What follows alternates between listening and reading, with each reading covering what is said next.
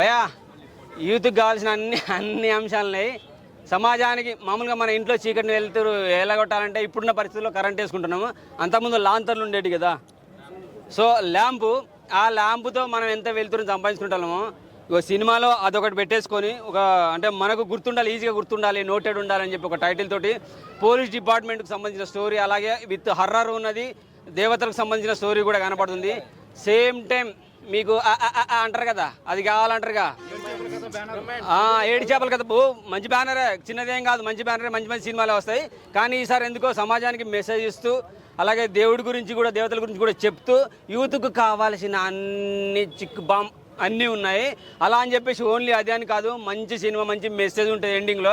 ఖచ్చితంగా చూడాలి. మార్చి 14వ తారీఖు నాడు, మనకు ఫిబ్రవరి 14 లవర్స్ డే అనుకుంటాం కదా, దాన్ని మర్చిపోంటారు నాయన. మన జీవితాలకు వెలుతురునిచ్చే ఇలాంటి సినిమాలు చూడండి. ఒక మంచి మెసేజ్ ఉన్న సినిమా, పోలీస్ స్టోరీ కథ మంచి చూడండి. వీళ్ళ సారు అంటే వీళ్ళ సీనియరు సార్ని ఇంట్రడక్షన్ చేస్తుంటే ఎలా ఉందో తెలుసా? ఒక మహేష్ బాబు, ధృవలో రామ్ చరణ్, టెంపర్లో ఎన్టీఆర్, వీళ్ళ సీనియరే అంత పవర్ఫుల్గా డైలాగ్ కొట్టి రాబోయే పోలీస్ ఆఫీసర్ గురించి ఇంట్రడక్షన్ ఇస్తున్నాడు అంటే, young dynamic hero, young police officer ఏ రేంజ్లో తిప్పి కొడతాడో ఒకసారి ఆలోచించుకోండి. అంటే ఆయన వీళ్ళ సీనియర్ సార్ చెప్పే డైలాగులు అయితే నాకు మనం గూస్బంప్స్ వస్తాయి అంటున్నాగా, అంత రేంజ్లో ఇస్తున్నాడు. మన ఎన్టీఆర్, రామ్ చరణ్ ఎట్లా డైలాగ్ కొడితే ఏ రేంజ్లో హైప్ వస్తుందో ఆ రేంజ్లో హైప్ కొడుతున్నాడు. అదే టైంలో పోకీర్ మన సార్ ఎంట్రీ వచ్చేసింది, జర్ర దారకుండా పోతాడు. ఖచ్చితంగా రచ్చ చేయబోతున్నాడు. మార్చి 14వ తారీఖు నాడు వచ్చి చూడాలనుకుంటున్నా.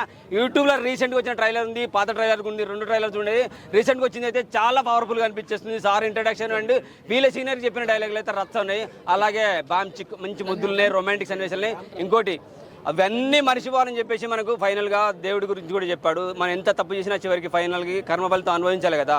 సో దేవుడి సందేశం కూడా ఉంది, దేవత సందేశం కూడా ఉంది. తప్పు చేసిన వాడికి శిక్ష తప్పదని చెప్పేసి ఖచ్చితంగా ల్యాంప్ అనేది మన ఇంట్లో వెళ్తురుస్తుందో, ఆ ల్యాంప్ లాగా ప్రవర్తించి ఒక పోలీస్ డిపార్ట్మెంట్ అయినా, ఆర్మీ డిపార్ట్మెంట్ అయినా ప్రపంచానికి, దేశానికి ఎంత సేవ చేస్తుందో ల్యాంప్ వచ్చి చూస్తే తెలుస్తుంది.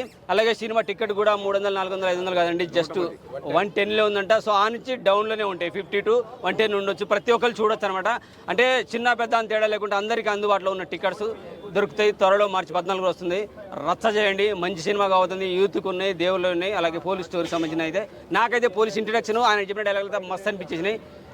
సో ముందుగా దేవుళ్ళ గురించి కూడా ఉంది కాబట్టి ఓం నమః శివాయ. అందరూ బాగుండాలి, అందులో మీరు మాత్రమే ఉండాలి.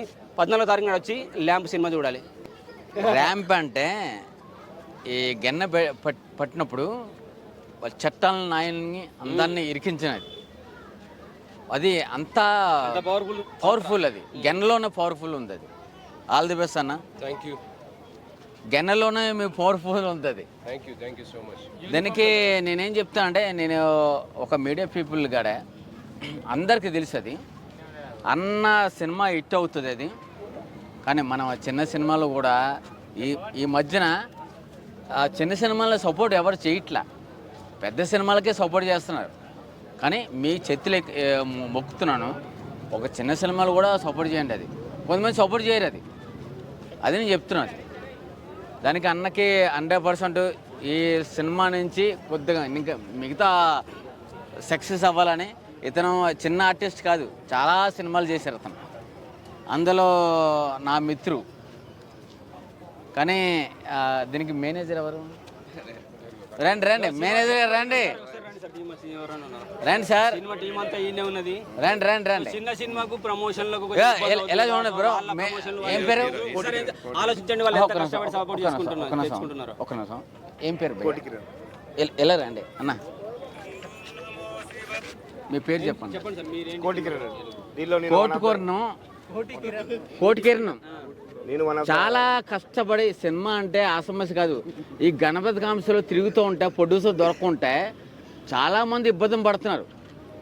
అది సంవత్సరం అవ్వచ్చు, 2 సంవత్సరాలు అవ్వచ్చు. అది చాలా ఇబ్బంది పడి ఒక సినిమా దాన్ని చెయ్యాలంటే, కష్టాలంటే అవి మనకు తెలిసేది, మిగతా వాళ్ళకి ఎవరు తెలియదు. ఎగతాళి చేసుకుంటూ ఉంటారు మిగతా పక్క వాళ్ళు, ఎవరనే జరగండ్రా అవన్నీ చేస్తారు. మనం చిన్న సినిమాలకు సపోర్ట్ చేయాలని మనస్ఫూర్తి కోరుకున్నాను. ఇతను ఎంత కష్టపడ్డాడంటే అర్థం చేసుకోవాలి. అది తర్వాత ఇంకా ఎవరు, ఇంకా team one of the hero manager గారు, one of the hero manager గారు. ఓకే ఇది ట్రోల్లో ఇది ఇక ఇది ట్రోల్ అవుతుంది. క్యాంప్ సినిమాలో బ్రదర్ కోటి Kiran one of the hero చాలా బాగా చేశాడు. మా ఇద్దరు కాంబినేషన్లో ఉన్న సీన్స్ అయితే మీకు డెఫినెట్గా ఫుల్ ఎంజాయ్ చేస్తారు.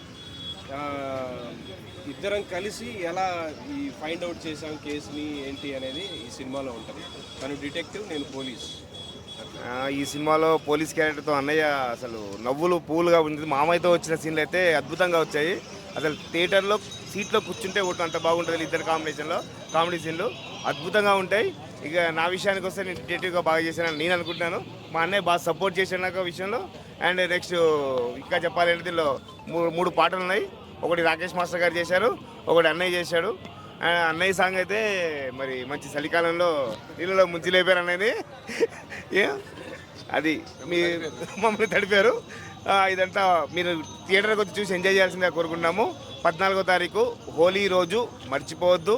అందరూ థియేటర్కి వచ్చి చూసి మమ్మల్ని ఆశీర్వదించాల్సిన కోరుకుంటాము. చిన్న సినిమా అని చెప్పి నెగ్లెక్ట్ చేయకండి. ఈరోజు చిన్న సినిమాలే రేపటి పెద్ద సినిమాలుగా మారుతున్నాయి కూడా.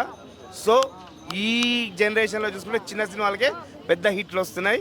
మా బ్యానర్ చిన్న బ్యానర్ కాదు, ఏడు చేపల కథ బ్యానరు. శేఖర్ రెడ్డి గారు దీని ప్రొడ్యూసర్ అండి.